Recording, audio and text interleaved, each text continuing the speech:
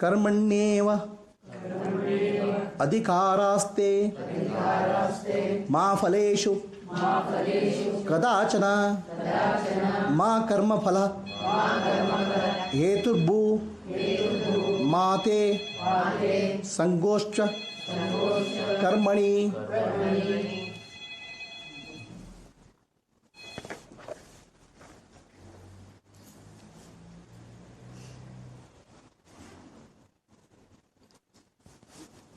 ನಿನಗೆ ಕರ್ಮ ಮಾಡಲಿಕ್ಕೆ ಮಾತ್ರ ಅಧಿಕಾರ, ಅದರ ಫಲಕ್ಕೆ ಅಂಟಿಕೊಳ್ಳಬೇಡ.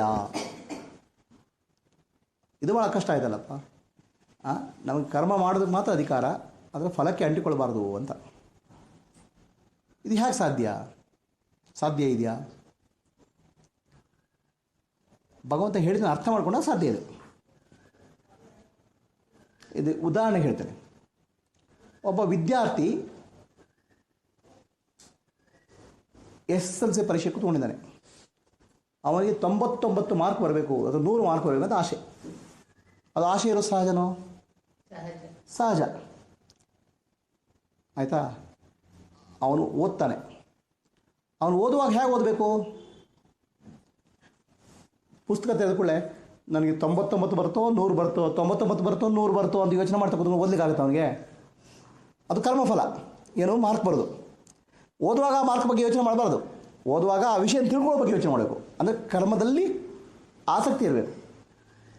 ಓದುವಾಗ ಆ ಮಾರ್ಕ್ ಬರ್ತೋ ಇಲ್ಲೋ, ಮಾರ್ಕ್ ಬರ್ದಿರಿ ಏನಾಗುತ್ತೆ ಆಲೋಚನೆ ಮಾಡ್ತಾರೆ, ಅವನು ಓದೋಕ್ಕೆ ಆಗೋದಿಲ್ಲ, ಅವನು ಪಾಸ್ ಆಗೋದಿಲ್ಲ. ಸೊ ಓದುವಾಗ ಅವನ ಗಮನ ಯಾವ ಕಡೆ ಇರಬೇಕು? ನನಗೆ ಚೆನ್ನಾಗಿ ಈ ವಿಷಯ ಅರ್ಥ ಆಗಬೇಕು ಅಂತ ಇರಬೇಕು. ಅದರ ಕರ್ಮ ಆ ಫಲದ ಬಗ್ಗೆ ಆಸಕ್ತಿ ಇರಬಾರ್ದು. ಅವನ ಫಲ ಏನು ಬೇಕಾಗಿತ್ತು? 100 ಮಾರ್ಕ್ ಅಂತ. ಆದರೆ 100 ಮಾರ್ಕ್ ನಿರ್ಧಾರ ಮಾಡಿದ ಮೇಲೆ ಓದುವಾಗ ಆ 100 ಮಾರ್ಕಿನ ಬಗ್ಗೆ ಯೋಚನೆ ಮಾಡಬಾರ್ದು. ಯೋಚನೆ ಏನು ಮಾಡಬೇಕು? ಯಾವುದ್ರ ಬಗ್ಗೆ ಓದ್ತಾ ಇದ್ದ. ಆಯಿತು, ಕಡೆಗೆ ಪರೀಕ್ಷಾ ಹಾಲಿಗೆ ಹೋದ. ಪರೀಕ್ಷಾ ಹಾಲಿಗೆ ಬರೀಲಿಕ್ಕೆ ಮಾಡಿದ. ನನ್ನ 100 ಮಾರ್ಕ್ ಬರುತ್ತೋ 80 ಮಾರ್ಕ್ ಬರುತ್ತೋ, 100 ಮಾರ್ಕ್ ಬರುತ್ತೋ 80 ಮಾರ್ಕ್ ಅಂತ ಬರುತ್ತೋ ಅಂತ ಬರೆದ್ರೆ ಅವನಿಗೆ ಪರೀಕ್ಷೆ ಬರೀಲಿಕ್ಕೆ ಏನಾಗುತ್ತೆ? ಕೆಟ್ಟೋಗ್ಬಿಡ್ತದೆ, ಬರೀಲಿಕ್ಕೆ ಆಗೋದಿಲ್ಲ. ಆವಾಗಲೂ ಕೂಡ ಅವನು ಕರ್ಮಫಲದ ಬಗ್ಗೆ ಯೋಚನೆ ಮಾಡಬಾರ್ದು. ಆಯಿತಾ? ಪರೀಕ್ಷೆ ಮುಗಿಸ್ಕೊಂಬಂದ. ಈಗ ರಿಸಲ್ಟ್ ಬರ್ತಾ ಇದೆ. ರಿಸಲ್ಟ್ ಒಳ್ಳೇದಾಗುತ್ತೋ ಕೆಟ್ಟದಾಗೋ, ಒಳ್ಳೆ ಮಾರ್ಕ್ಸ್ ಬರುತ್ತೋ 90 ಬರುತ್ತೋ 100 ಬರುತ್ತೋ 100 ಬರುತ್ತೋ 90 ಬರುತ್ತೋ ಯೋಚನೆ ಮಾಡಿದರೆ ಮನಸ್ಸಿನಲ್ಲಿ ಚಿಂತೆ ಶುರುವಾಗ್ತದೆ. ಆಯಿತಾ? ನನಗೆ 100 ಬರಬೇಕಾಗಿತ್ತು ಅಂತ ಹೇಳಿ ಯೋಚನೆ ಮಾಡಿದರೆ, 100 ಬರಬೇಕಾಗಿತ್ತು, 1 ಮಾರ್ಕ್ ಕಡಿಮೆ ಅಂದರೆ ನನಗೆ ಸರಿ ಇಲ್ಲ ಅಂತ ಹೇಳಿಬಿಟ್ರೆ ದುಃಖ ಆಗ್ತದೆ. SSLC ಪರೀಕ್ಷೆ ಆದಮೇಲೆ ಪುಸ್ತಕ ಪೇಪರ್ ಓದಿ ಎಷ್ಟು ಜನ ಮಕ್ಕಳು ಸೂಸೈಡ್ ಮಾಡ್ಕೊಳ್ತಾರೆ? 2 ಮಾರ್ಕ್ ಕಡಿಮೆ ಆಯಿತು, 3 ಮಾರ್ಕ್ ಕಡಿಮೆ ಆಯಿತು, ಸೂಸೈಡ್ ಮಾಡ್ಕೊಳ್ತಾರೆ. ನಿಮಗೆ ಎಷ್ಟೇ ಬರಬೇಕು ಅಂತ ಆಸಕ್ತಿ. ನೀವು ಕರ್ಮಫಲಕ್ಕೆ ಅಂಟಿ ಕೂತ್ಕೊಂಡ್ಬಿಟ್ರಿ. ನಿಮಗೆ ಕರ್ಮ ಮಾಡಲಿಕ್ಕೆ ಅಧಿಕಾರ ಇದೆ. ಅಂದರೆ ಏನು? ಸರಿಯಾಗಿ ಪರೀಕ್ಷೆ ಓದಿ ಅದನ್ನು ಬರೀಲಿಕ್ಕೆ ಅಧಿಕಾರ ಇದೆ. ಸರಿಯಾಗಿ ಬರೀಬೇಕು, ಅದು ಅಧಿಕಾರ ಇದೆ. ಆದರೆ ಅದರ ಫಲದ ಮೇಲೆ ನಿಮಗೆ ಕಂಟ್ರೋಲ್ ಇಲ್ಲ. ಅಂದರೆ ನೀವು ಅದನ್ನು ಫಲವನ್ನು ನೀನು ಹೀಗೇ ಬರಬೇಕು ಅಂತ ಹೇಳಲಿಕ್ಕೆ ನಿಮಗೆ ಸಾಧ್ಯ ಇಲ್ಲ. ಆ ಪರೀಕ್ಷೆ ಏನೇನೋ ಆಗ್ಬೋದು. ನೀನು ಓದಿರೋ ವಿಷಯ ಬರ್ಬೋದು, ಅಥವಾ ನೀನು ಓದಿ ವಿಷಯ ಬಂದಿರ್ಬೋದು, ನೀನು ವಿಷಯ ಬಂದಿರ್ಬೋದು, ನಿನ್ನ ತಲೆ ಬುದ್ಧಿ ನಿನಗೆ ಮನಸ್ಸಲ್ಲಿ ಬರಲಿಕ್ಕಿಲ್ಲ. ಅದು ನೀನು ಸರಿಯಾಗಿ ಬರ್ತಿರ್ಬೋದು. ಆ ಎಕ್ಸಾಮಿನ ಅವ್ನು ಹೆಂಡತಿ ಜಗಳ ಮಾಡಿಬಿಟ್ಟು ಅವನು ನಿಮಗೆ ಏನೋ ಮಾರ್ಕ್ ಕೊಟ್ಟಿರ್ಬೋದು. ಇದೆಲ್ಲ ಕಂಟ್ರೋಲ್ ಮಾಡಲಿಕ್ಕಾಗತ್ತೆ ನಿನಗೆ? ನೀನು ಯಾವುದ್ರ ವಿಷಯ ಯೋಚನೆ ಮಾಡಬೇಕು? ನಿನ್ನ ಕೈಯಲ್ಲಿ ಏನಿದೆ ಅದರ ಬಗ್ಗೆ ಯೋಚನೆ ಮಾಡಬೇಕು. ಅದು ನಿನ್ನ ಕೈಯಲ್ಲಿ ಏನದು? ಕರ್ಮಣ್ಯೇವ ಅಧಿಕಾರಸ್ಥಿತಿ. ಕರ್ಮ ಮಾಡಲಿಕ್ಕೆ ನಿನ್ನ 100ಕ್ಕೆ 100 ಭಾಗ ನಿನ್ನ ಕೈಯಲ್ಲಿ ಅಧಿಕಾರ ಇದೆ. ಅದರ ಫಲದ ಮೇಲೆ ನಿನಗೆ ಸಾಧ್ಯತೆ, ಅದನ್ನ ಫಲವನ್ನು ನೀನು ಕಂಟ್ರೋಲ್ ಮಾಡಲಿಕ್ಕೆ ಆಗೋದಿಲ್ಲ. ಅದ್ರ ಮೇಲೆ ಅದಕ್ಕೆ ಹಲವಾರು ವಿಷಯಗಳ ಮೇಲೆ ನಿರ್ಧಾರವಾಗಿದೆ. ಅದು ಯಾವ ವಿಷಯ? ಆ ಪರೀಕ್ಷೆ ಎಕ್ಸಾಮಿನ್ ಹೇಗಿರ್ಬೋದು, ಆ ಎಕ್ಸಾಮಿನೇಷನ್ ಪೇಪರ್ ಹೇಗಿರ್ಬೋದು, ಆ ಎಕ್ಸಾಮಿನ ಕರೆಕ್ಟ್ ಮಾಡೋ ರೀತಿ ಬೇರೆ ಬೇರೆ ಮೇಲೆ. ಅದು ನಿನಗಿಂತ ಬುದ್ಧಿವಂತ ಭಾಳ ಜನ ಇರ್ಬೋದು, ನಿಮಗೆ ಒಳ್ಳೆ ಮಾರ್ಕ್ ಬರೆದವ್ರು ಇರ್ಬೋದು.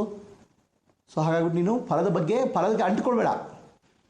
ಏನು ಬರ್ತದೆ ನಿನ್ನ ಪ್ರಯತ್ನವನ್ನು ಸರಿಯಾಗಿ ಮಾಡು, ಚೆನ್ನಾಗಿ ಬರಿ. ಆದರೆ ಫಲದ ಬಗ್ಗೆ ಭಾಳ ಯೋಚನೆ ಮಾಡೋಕ್ಕೆ ಹೋಗಬೇಡ ಅಂತ ಹೇಳ್ತಾರೆ. ಇದು ಒಂದು ರೀತಿಯಿಂದ ಪರೀಕ್ಷೆ ದೃಷ್ಟಿಯಿಂದ ಹೇಳಿದಾಗ ಹಾಗನ್ನಿಸುತ್ತೆ. ಇನ್ನೊಂದು ದೃಷ್ಟಿಯಿಂದ ಹೇಳಿದಾಗ ಬೇರೆ ದೃಷ್ಟಿಯಿಂದ ಕರ್ಮಫಲ ಅಂತ ಇದೆ ಮನುಷ್ಯನಿಗೆ. ಈ ಕರ್ಮಫಲ ಅಂದರೆ ಅದು ಹೇಗಿರುತ್ತೆ ಅಂತ ಒಂದು ಉದಾಹರಣೆ ಹೇಳ್ತೇನೆ. ದಶರಥ ಅಲ್ಲ, ಧೃತರಾಷ್ಟ್ರ ಕೃಷ್ಣನ ಮುಂದೆ ಮೇಲೆ ಗುಣೋ ಅಂತ ಹೇಳ್ತಾರೆ. ನನ್ನ 100 ಮಕ್ಕಳು ಸತ್ತೋಗ್ಬಿಟ್ರು ನನ್ನ ಕಣ್ಣು ಮುಂದೆ, ನನಗೇನು ಯಾತಕ್ಕೋಸ್ಕರ ಅಂತ. ಆಗ ಕೃಷ್ಣ ಹೇಳ್ತಾನೆ, ನೋಡಪ್ಪ, ನೀನು 50 ಜನ್ಮಗಳ ಹಿಂದೆ ಒಂದು 100 ಪಕ್ಷಿಗಳ ಮರಿಗಳನ್ನು ಸಾಯಿಸಿಬಿಟ್ಟಿದೆಯಾ. ಆ ತಾಯಿ ತಂದೆಯರಿಗೆ ಶಾಪ ಆಗಿಬಿಟ್ರು, ನಿನಗೂ ಇದೇ ದುಃಖ ಬರಲಿ ಅಂತ. ಅದಕ್ಕೋಸ್ಕರ ನಿನ್ನ ಮಕ್ಕಳು 100 ಮಕ್ಕಳು ಸತ್ತೋಗ್ಬಿಟ್ರು ಅಂತ. ಅಲ್ಲ, 50 ಜನ್ಮಗಳ ಹಿಂದೆ ನಾನು ಮಾಡಿದ್ದಕ್ಕೆ ಹೀಗೆ ಯಾಕೆ ನನಗೆ ಶಿಕ್ಷೆ ಅಂತ. ಅಲ್ಲಪ್ಪ, ನೀನು 100 ಮಕ್ಕಳು ಆವಾಗ ಒಳ್ಳೆ ಪುಣ್ಯ ಬರಬೇಕಲ್ಲ. ಅದಕ್ಕೆ 50 ಜನ್ಮ ನೀನು ಸಂಪಾದನೆ ಮಾಡಿದೆಯಾ ಪುಣ್ಯ, ಅದಕ್ಕೆ 100 ಮಕ್ಕಳು ಅದು. 100 ಮಕ್ಕಳಾದಾಗ ಅದಕ್ಕೆ ಕರ್ಮಫಲ ಬರಲಿಕ್ಕೆ ಬಂದು ನಿನ್ನ 100 ಮಕ್ಕಳು ನಿನ್ನ ಮುಂದೆ ನಾಶ ಆಗಿಬಿಟ್ರು ಅಂತ. ಹಾಗೆ ನಮ್ಮ ಜೀವನದಲ್ಲಿ ಏನೇನು ನಡೀತದೆ ಈ ಕ್ಷಣ,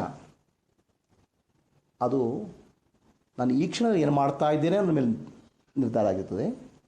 ಪ್ಲಸ್ ನಾನು ಹಿಂದೆ ಏನು ಮಾಡಿದ್ದೆ ಕರ್ಮ ಅದರ ಕರ್ಮಫಲ ಎಲ್ಲಿಂದೋ ಬಂದುಬಿಡ್ತದೆ.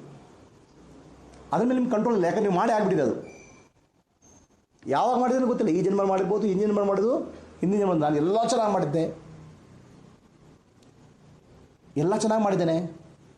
ಆದರೆ ಯಾಕೆ ಹೀಗಾಯಿತು ಅಂದರೆ, ಮೊದಲನೇದು ಈಗ ಚೆನ್ನಾಗಿ ಮಾಡಿದ್ದೆ ನಿಜ.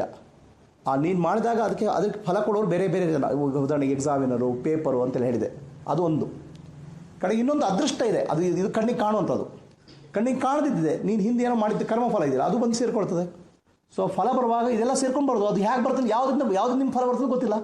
ಹಾಗ್ಬಿಟ್ಟು ಫಲದ ಬಗ್ಗೆ ಯಾಕೆ ಯೋಚನೆ ಮಾಡ್ತೀಯಾ? ಫಲಕ್ಕೆ ಯಾಕೆ ಅಂಟಿ ಕೂತ್ಕೊಳ್ತೀಯಾ? ಫಲಕ್ಕೆ ಅಂಟಿ ಕೂತ್ಕೊಂಡ್ರೆ ಮನಸ್ಸಲ್ಲಿ ದುಃಖ ಆಗುತ್ತದೆ ಅಥವಾ ಸಂತೋಷ ಆಗ್ತದೆ. ದುಃಖ ನಿಮ್ಗೆ ಬೇಕಾದ ಫಲ ಬರೆದಿದ್ದಾಗ ದುಃಖ ಆಗ್ತದೆ, ಬೇಡವಾದ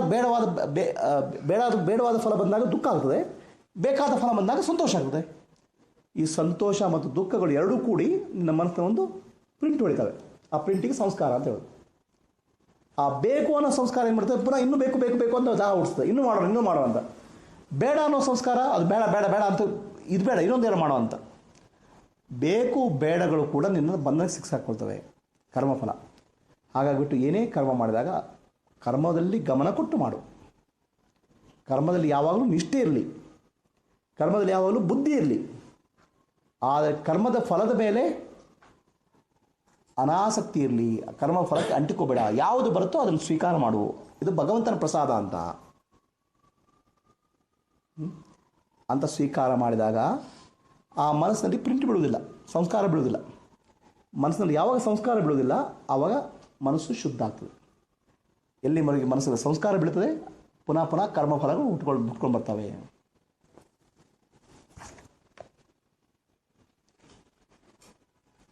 ಅದು ಮಾತ್ರ ಅಲ್ಲ, ಹೀಗೆಲ್ಲ ಇದೆಯಪ್ಪ, ಇದು ಕರ್ಮ ಅಂದರೆ ಭಾಳ ದೊಡ್ಡ ಚಕ್ಕರ್ ಇದು.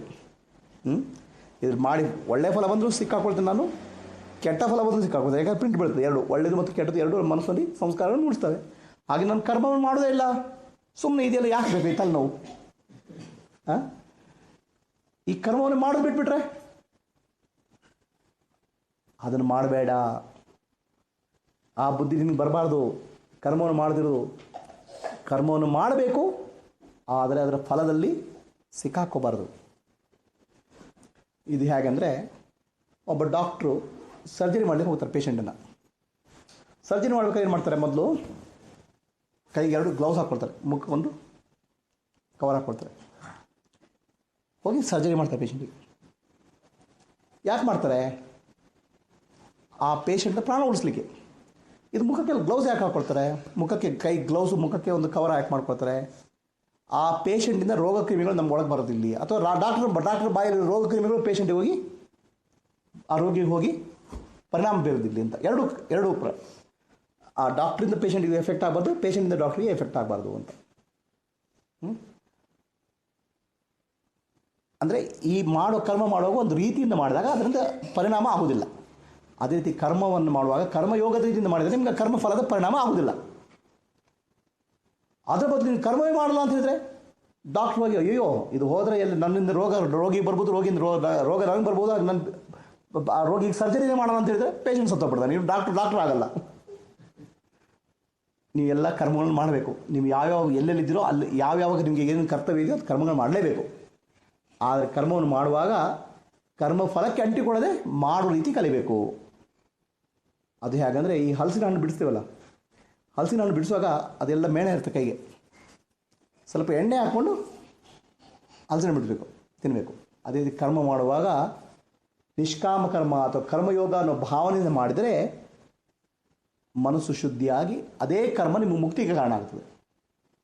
ಇಲ್ಲ ಮನಸ್ಸು ಕಾಮ್ಯ ಕರ್ಮದ ಭಾವನೆ ಮಾಡಿದಾಗ ಅದೇ ಕರ್ಮ ನಿಮ್ಮನ್ನು ಬಂಧನಕ್ಕೆ ಕಾರಣ ಮಾಡ್ತದೆ. ಅದೇ ಕರ್ಮದೇನೋ ಇಲ್ಲ ನಾನು ದೊಡ್ಡ ಪೂಜೆ ಮಾಡ್ತಾ ಇದ್ದೇನೆ, ಆ ಪೂಜೆ ಕೂಡ ನಿಮ್ಮನ್ನು ಬಂಧನಕ್ಕೆ ಕಾರಣ ಮಾಡ್ತದೆ, ಯಾಕಂದ್ರೆ ಕಾಮ್ಯ ಕರ್ಮ. ಇಲ್ಲ ನಾನು ನನ್ನ ಕೆಲಸ ಮಾಡ್ತಾ ಇದ್ದೇನೆ, ನನ್ನ ಕೆಲಸವನ್ನು ನಿಷ್ಕಾಮ ಕರ್ಮ ಭಾವನೆ ಮಾಡ್ತೇನೆ, ಆ ನಿಷ್ಕಾಮ ಕರ್ಮ ಮಾಡೋ ಕೆಲಸ ನಿಮ್ಮನ್ನು ಮುಕ್ತಿಗೆ ಕಾರಣ ಮಾಡ್ತದೆ. ಸೊ ಕರ್ಮದಿಂದ ಭಗವಂತ ಕರ್ಮವನ್ನು ನೋಡೋದಿಲ್ಲ, ಭಗವಂತ ನಿಮ್ಮಲ್ಲಿ ಯಾವ ಭಾವನೆ ಇದೆ ಅಂತ ನೋಡ್ತಾನೆ. ಗೊತ್ತಾಗ್ತೀಯ? ಆ ಭಾವನೆ ಭಗವಂತನಿಗೆ ಪ್ರೀತಿ ಆಗ್ತದೆ. ನೀವು ಮಾಡೋದು ಏನು ಮಾಡ್ತೀರ ಅಂತ ಪ್ರಶ್ನೆ ಅಲ್ಲ. ಯಾಕಂದ್ರೆ ನಿಮ್ಗೆ ಎಲ್ಲೆಲ್ಲಿ ಇರ್ತಾರೆ, ನಿಮ್ಗೆ ಏನು ಮಾಡಬೇಕು, ನಿಮಗೆ ಯಾವ ಸನ್ನಿವೇಶದಲ್ಲಿ ಇರ್ತಾರೆ ನಿಮ್ಗೆ ಗೊತ್ತಿಲ್ಲ. ಭಗವಂತ ನೀವು ಮಾಡಬೇಕಾಗತ್ತೆ ಅದನ್ನ. ಅದಕ್ಕೆ ಒಬ್ಬರು ಸನ್ಯಾಸಿ ಇದ್ದರು. ಆ ಸನ್ಯಾಸಿ ಹಿಂದೆ ಪಕ್ಕದ ಮನೆಯೊಬ್ಬರು ಹೆಂಗಸು. ಆ ಹೆಂಗಸು ಬೇರೆ ಬೇರೆ ಜನರೊಟ್ಟಿಗೆ ಸಂಪರ್ಕ ಇಟ್ಕೊಂಡಿದ್ಲು. ಈ ಸನ್ಯಾಸಿ ದಿನ ಪ್ರವಚನ ಮಾಡೋದು, ಮಾಡಿ ಹೆಂಗಸಿಗೆ ಹೋಗಿ ಉಪದೇಶ ಮಾಡೋದು, ನೀನು ಇಂಥ ಕೆಲಸ ಮಾಡಬೇಡ, ನಿನಗೆ ಒಳ್ಳೇದಾಗೋದಿಲ್ಲ ಅಂತ. ಕಡೆಗೆ ಒಂದು ಡೈರಿ ಇಟ್ಕೊಂಡ್ಬಿಟ್ಟಿದ್ರು. ಆ ಡೈರಿಯಲ್ಲಿ ಈ ಹೆಂಗಸು ಎಷ್ಟು ಕೆಟ್ಟ ಕೆಲಸ ಮಾಡಿದೆ ಅಂತ ಡೈರಿ. ಆಯಿತು, ಒಂದು ದಿವಸ ಈ ಹೆಂಗಸು ಸಾಯ್ತಾರೆ, ಸನ್ಯಾಸಿನ ಸಾಯ್ತಾರೆ. ಹೆಂಗಸು ಸತ್ತಾಗ ಆ ಹೆಂಗಸಿಗೆ ಸೀದಾ ಸ್ವರ್ಗದ ಬಾಗಿಲು ತೆರೀತದೆ. ಈ ಸನ್ಯಾಸಿ ಹೊಡ್ಕೊಳ್ತಾನೆ, ಯಾಕೆ ನನ್ನ ಅವಳಿಗೆ ಸ್ವರ್ಗವಾಗಿದೆ, ನಾನು ಇಡೀ ಜೀವನ ಪೂರ್ತಿ ಭಗವಂತನ ಧ್ಯಾನ ಮಾಡಿ ಜೀವನ ಮಾಡಿದ್ದೇನೆ, ಅವಳಿಗೆ ಸ್ವರ್ಗದ ಬಾಗಿಲು ಯಾಕೆ ಅಂತ. ಆಗ ಸ್ವರ್ಗದ ದ್ವಾರಪಾಲಕ ಹೇಳ್ತಾನೆ, ನೋಡಪ್ಪ, ಅವಳು ಕೆಟ್ಟ ಕೆಲಸ ಏನೋ ಮಾಡಿದ್ಲು, ಅದು ಜೀವನದ ಉಪಾಯ, ಅದು ಬೇರೆ ದಾರಿ ಇಲ್ಲ. ಆದರೆ ಮಾಡುವಾಗ ಸದಾ ಭಗವಂತನ ಪ್ರಾರ್ಥನೆ ಮಾಡ್ತಿದ್ಲು, ಭಗವಂತ ನನ್ನನ್ನು ಕ್ಷಮಿಸು, ನನ್ನ ಜೀವನಕ್ಕೆ ಬೇರೆ ದಾರಿ ಇಲ್ಲ, ನನಗೆ ರಕ್ಷಣೆ ಮಾಡುವಂತ ಪ್ರಾರ್ಥನೆ ಮಾಡ್ತಿದ್ಲು, ಅದು ಮನಸ್ಸಿನಲ್ಲಿ. ಅದಕ್ಕೋಸ್ಕರ ಅವಳಿಗೆ ಸ್ವರ್ಗದ ಬಾಗಿಲು. ಅಪ್ಪ, ನೀನು ಸದಾ ಭಗವಂತನ ಪ್ರಾರ್ಥನೆ ಮಾಡ್ತೀವಿ, ಬಟ್ ನಿನ್ನ ತಲೆ ಯಾವುದು, ಅವಳು ಏನು ಕೆಟ್ಟ ಕೆಲಸ ಮಾಡ್ತಾನೆ ಅವಳ ಬಗ್ಗೆ ಯೋಚನೆ. ಸೊ ಅದಕ್ಕೆ ನಿನ್ನ ನರಕದ ಬಾಗಿಲು ಅಂತ. ನಾವು ಏನು ಮಾಡ್ತೀವಿ ಅನ್ನೋ ಪ್ರಶ್ನೆ ಅಲ್ಲ, ನಮ್ಮ ಏನು ಭಾವನೆ ಇರೋದು ಕರ್ಮ. ಆ ಒಳ್ಳೆಯ ಭಾವನೆಯಿಂದ ನಾವು ಕರ್ಮ ಮಾಡಿದಾಗ, ನಿಷ್ಕಲ್ಮಶವಾದ ಮನಸ್ಸಿಂದ ಕರ್ಮ ಮಾಡಿದಾಗ, ನಿಷ್ಕಾಮ ಕರ್ಮವಾಗಿ ಕರ್ಮ ಮಾಡಿದಾಗ, ಅದೇ ಕರ್ಮ ನಿಮ್ಮನ್ನು ಮುಕ್ತಿಗೆ ಕಾರಣ ಮಾಡ್ತದೆ. ಇಲ್ಲ ನಾನು ಇಲ್ಲಿದ್ದೇನಪ್ಪ, ನನ್ನ ಕೈಲಿ ಆಗೋದು ಎಷ್ಟು, ಅವ್ರು ನೋಡಿ ಅವರು ಎಷ್ಟು ಭಗವಂತನ ಸೇವೆ ಮಾಡ್ತಾರೆ, ಪ್ರವಚನ ಮಾಡ್ತಾರೆ, ಭಗವಂತ ಅದನ್ನು ಲೆಕ್ಕ ಇಟ್ಕೊಳ್ಳೋದಿಲ್ಲ. ಭಗವಂತ ನಿಮ್ಮಲ್ಲಿ ಒಳಗಿನ ಭಾವನೆ ಏನಿದೆ, ನೀವು ಮನಸ್ಸನ್ನು ಕರ್ಮವನ್ನು ಕಾಮ್ಯ ಕರ್ಮವಾಗಿ ಮಾಡ್ತಿದ್ರು, ನಿಷ್ಕಾಮ ಕರ್ಮವಾಗಿ ಮಾಡ್ತಿದ್ರು, ಇದನ್ನು ನೋಡ್ತಾನೆ ವಿನಾ ನೀನು ಏನು ಕರ್ಮ ದೊಡ್ಡದಾಗಿ ಕೆಲಸ ಮಾಡ್ತಿದ್ರು, ಸಣ್ಣ ಕೆಲಸ ಮಾಡ್ತಿದ್ರು ನೋಡಲ್ಲ. ಅದಕ್ಕೋಸ್ಕರ ರಾಮಾಯಣದಲ್ಲಿ ಒಂದು ಸಣ್ಣ ಕಥೆ ಇದೆ. ರಾಮಾಯಣದಲ್ಲಿ ಆ ಸೇತುವೆಗೆ ಇದು ಕಟ್ತಾ ಇರ್ತಾರೆ, ಭಾರತ ಮತ್ತು ಶ್ರೀಲಂಕಾ ಮಧ್ಯೆ ರಾಮ ಸೇತು ಕಟ್ಟಬೇಕಾದ್ರೆ ಈ ದೊಡ್ಡ ದೊಡ್ಡ ಬಂಡೆಗಳನ್ನು ತಂದು ಶ್ರೀರಾಮ ಅಂತ ಬರೆದು ಅದರಲ್ಲಿ ಹಾಕ್ತಾ ಇರ್ತಾರೆ ಈ ಮಂಗಗಳು. ಆ ಬಂಡೆಗಳಲ್ಲಿ ತೇಲ್ತವೆ. ಆ ಬಂಡೆಗಳು ತೇಲ್ತಾ ಇರ್ತವೆ, ಆ ಸಮುದ್ರ ಸೇತುವೆ ಕಟ್ತಾ ಇರ್ತಾರೆ. ಆವಾಗ ಒಂದು ಅಳಿಲು ಬರ್ತದೆ. ಪಾಪ ಆ ಅಳಿಲಿಗೆ ಅದೆಲ್ಲ ಮಾಡೋಕ್ಕಾಗೋದಿಲ್ಲ. ಅದೇನು ಮಾಡ್ತದೆ, ಹೋಗಿ ನೀರಲ್ಲಿ ಹೋಗ್ಬಿಟ್ಟು ಅದರ ಮೈ ಅದ್ದಿಕೊಳ್ತದೆ. ಆ ಮರಳಲ್ಲಿ ತನ್ನ ದೇಹವನ್ನು ಉರುಳಾಡಿ 4 ಮರಳಿನ ಕಣಗಳನ್ನು ತಂದು ಹೋಗಿ ಶ್ರೀರಾಮ ಅಂತ ಇದ್ರ ಮೇಲೆ ಸೇತುವೆ ಮೇಲೆ ಹಾಕ್ತದೆ. ಅದನ್ನು ನೋಡಿ ರಾಮನಿಗೆ ಪ್ರೀತಿ ಬರ್ತದೆ. ಆ ಅಳಿಲನ್ನು ಮುಟ್ಟಿದಾಗ ಆ ಅಳಿನ ಮೇಲೆ ಬೆಳ್ಳಿಯ ರೇಖೆಗಳು ಬರ್ತವೆ ಅಂತ. ನೀವು ಮಾಡೋದು ದೊಡ್ಡ ಕರ್ಮವೋ ಸಣ್ಣ ಕರ್ಮವೋ ಅದು ಲೆಕ್ಕ ಇಲ್ಲ. ನೀವು ಮಾಡೋದು ಕೆಟ್ಟ ಕೆಲಸವೋ ಒಳ್ಳೆಯ ಕೆಲಸವೋ ಲೆಕ್ಕ ಇಲ್ಲ. ನೀವು ಯಾವ ಭಾವನೆಯಿಂದ ಮಾಡ್ತಿರೋ ಕೆಲಸ, ಆ ಭಾವನೆಗೆ ಭಗವಂತ ಪ್ರೀತನಾಗ್ತಾನೆ. ಮಾಡುವ ಕೆಲಸವನ್ನು ಸಣ್ಣ ಕೆಲಸ ಆಗಲಿ ದೊಡ್ಡ ಕೆಲಸ ಆಗಲಿ ನಿಷ್ಕಾಮ ಕರ್ಮದಿಂದ ಮಾಡಿ. ಕೆಲಸದಿಂದ ಓಡಿ ಹೋಗೋ ಕೆಲಸ ಮಾಡಬೇಡಿ. ಅಂದರೆ ಆ ಕರ್ಮದಿಂದ ತಪ್ಪಿಸ್ಕೊಳ್ಳೋ ಕೆಲಸ ಮಾಡೋಕ್ಕೆ ಹೋಗಬೇಡಿ. ಸದಾ ಕರ್ಮದಲ್ಲಿ ನಿರತರಾಗಿ ನಿಮ್ಗೆ ಯಾವ ಕರ್ತವ್ಯ ಇದೆ ಅದನ್ನು ಮಾಡಿ. ಇದು ಭಗವಂತ ಹೇಳಿದ ಸಂದೇಶ.